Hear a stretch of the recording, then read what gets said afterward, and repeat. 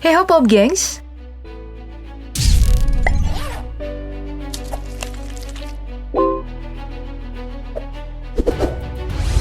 Belanda menjajah Indonesia nyaris 350 tahun lamanya, menghasilkan banyak penderitaan bagi pribumi. Namun sebenarnya bagi pasukan Belanda, tidak semudah itu mampu menyerang Indonesia.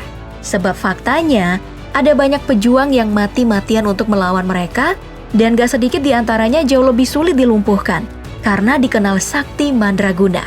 Siapa sajakah mereka? Simak video ini sampai habis. Kita mulai dari pahlawan asal Kalimantan Selatan. Di sini ada seorang pejuang Dayak Bakumpai yang dikenal sakti dan kebal senjata. Ia adalah Panglima Wangkang yang memiliki gelar Kiai Mas Demang bin Pembakal Kendet. Panglima Wangkang adalah panglima perang Dayak berdarah Banjar yang dikenal akan peran andilnya yang cukup besar dalam perang Banjar. Perang yang dilakukan oleh suku Bakumpai ini terjadi dengan tujuan mempertahankan distrik Bakumpai yang kini dikenal dengan nama Barito Kuala. Dalam catatan sejarah, Perang Banjar ini adalah salah satu perang terlama di Indonesia. Perang ini mulai pecah sejak tahun 1859 dan baru berakhir pada tahun 1905.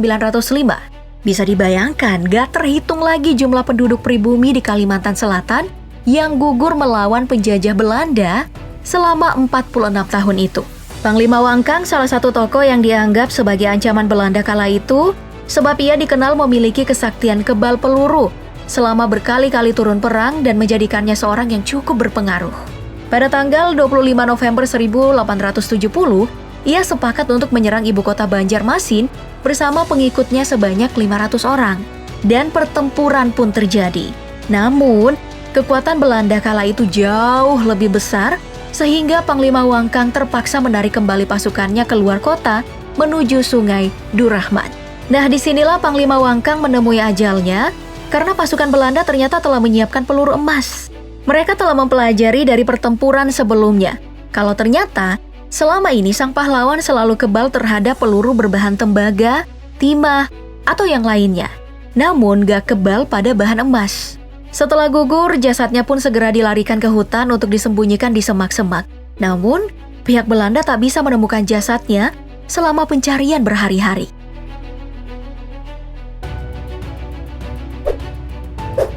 Dari Pulau Kalimantan kita menuju Sulawesi. Di sini ada Syekh Yusuf, pahlawan nasional Indonesia yang memimpin pemberontakan dari Goa, Sulawesi Selatan. Memiliki nama lengkap Syekh Yusuf Abul Mahasin Tajul Kalwati Al-Makassari Al-Bantani. Ia juga digelari Tuan Ta Salamakari Goa, yang berarti Tuan Guru Penyelamat kita dari Goa, oleh para pendukungnya. Sejak usia 15 tahun ia belajar agama Islam di Cikoang, lalu memperdalam ilmunya di berbagai tempat, mulai dari Banten, Aceh, hingga ke Mekah selama bertahun-tahun. Saat akan meninggalkan Mekah pada tahun 1664, Makassar telah dikuasai Belanda. Ia tidak bisa kembali dan hanya bisa ikut bertempur bersama pejuang di Banten. Syekh Yusuf memiliki murid dari berbagai daerah termasuk 400 orang asal Makassar.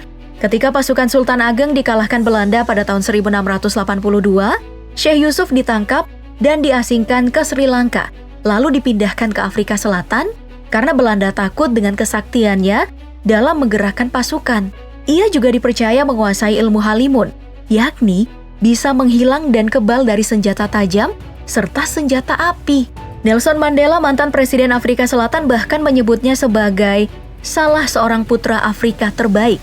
Karena sebagai ulama pejuang, Syekh Yusuf menjadi inspirasi bagi perjuangan rakyat Afrika Selatan melawan apartheid. Selain itu, komunitas Islam dan masjid pertama di Afrika Selatan juga didirikan berkat pengaruh Syekh Yusuf. Sejak saat itu, pesan Islam mulai disebarluaskan ke komunitas Buddha Cape Town. Dan Syekh Yusuf dikenal sebagai seorang ulama suci dan seorang yang sakti, dan memiliki pengaruh yang luas, serta tokoh penentang VOC yang sangat gigih.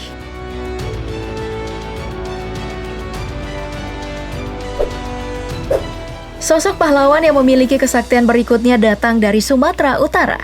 Ia adalah Sisingamangaraja ke-12. Raja dari negeri Toba ini memiliki nama lengkap Patuan Bosar Ompu Pulo Batu Sinambela. Pada tahun 1824, Perjanjian Belanda-Inggris memberikan seluruh wilayah Inggris di Sumatera kepada Belanda. Dan ketika pasukan Belanda tiba di wilayahnya, Sisingamangaraja menolak tunduk pada Belanda dan menyatakan perang. Selama nyaris 30 tahun peperangan terus terjadi dan tak dapat dihindari. Sisingamangaraja pun dikenal sebagai raja yang berani mempertahankan wilayah dan juga kebal senjata tajam peluru, membuat para musuh kewalahan. Ia bahkan diketahui memiliki kemampuan menghilang. Namun, menurut kepercayaan orang Batak, ia memiliki satu pantangan. Setiap perang ia nggak boleh terkena darah. Pada tanggal 12 Juni 1907, lagi-lagi peperangan terjadi dan pasukan Belanda mengambil strategi licik dengan menyergap ibu, istri pertama, dan salah satu anak dari Sisingamangaraja ke-12 ini. Pasukan Sisingamangaraja ke-12 pun terkepung pasukan Belanda yang berjumlah banyak dengan persenjataan yang lengkap. Pada waktu pertempuran sedang berlangsung, Lopian, salah satu anak perempuan Sisingamangaraja ke-12 terkena tembakan. Mayatnya berlumuran darah dan mengucur mengenai tubuh Sisingamangaraja ke-12 saat akan memindahkannya ke tempat lain. Nah, di situ kekebalannya mulai menghilang dan tanggal 17 Januari 1907, Sisingamangaraja 12 pun gugur terkena tembakan.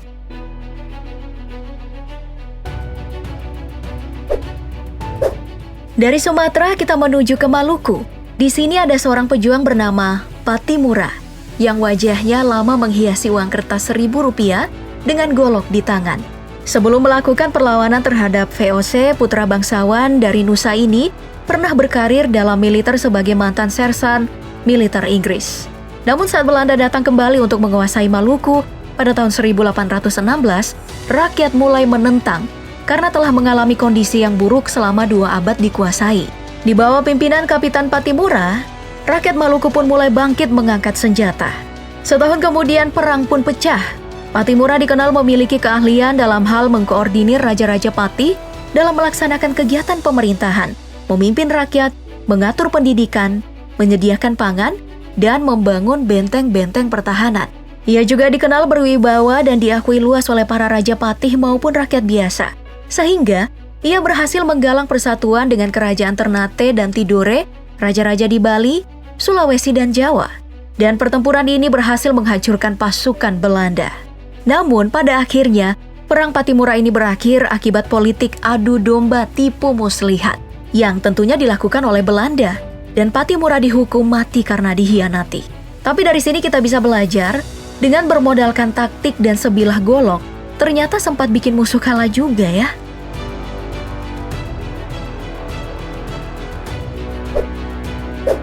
Lalu ada musuh bebuyutan Belanda lainnya dari Betawi yang tentu tak lagi asing karena seringkali menjadi tokoh tontonan TV, Si Pitung. Si Pitung sering disanjung sebagai pahlawan dalam versi Indonesia, tetapi dikecam sebagai penjahat dalam versi Belanda. Dalam kisah nyatanya, Si Pitung lahir tahun 1866 di Kampung Pengumben, sebuah permukiman kumuh di Rawabelong, dekat stasiun Palmerah sekarang ini, dan memiliki nama asli Wan Bitung. Ia dikenal tergabung dalam gerombolan pencuri yang menipu banyak orang kaya dengan menyamar menjadi pegawai pemerintah Belanda dengan mengenakan jas seragam mereka. Nah, dari situlah ia dan kawanannya menjadi buronan company. Pernah berkali-kali ditangkap, namun selalu berhasil lolos. Nah, mengapa ia dijadikan pahlawan? Karena ternyata uang hasil curiannya itu justru dibagi-bagikan kepada rakyat miskin. Hingga akhirnya ia pun dijuluki Robin Hood dari Betawi. Keahlian Si Pitung yang kemudian melegenda adalah kemampuannya menyamar bahkan pernah menjadi perempuan. Pemerintah Belanda bahkan membuat sayembara dan imbalan hadiah besar jika ada yang berhasil menangkapnya. Belakangan pun terungkap ternyata Si Pitung memiliki jimat sakti yang membuat dirinya mampu kebal dan terus lolos dari pasukan Belanda. Bahkan berbalik takut padanya. Setelah jimatnya dicuri dan ia berhasil ditangkap, rambutnya terlihat telah dipotong beberapa jam sebelum kematiannya. Ternyata, rambutnya pun menjadi sumber kekuatannya selama ini dan menjadi lemah setelah dipotong.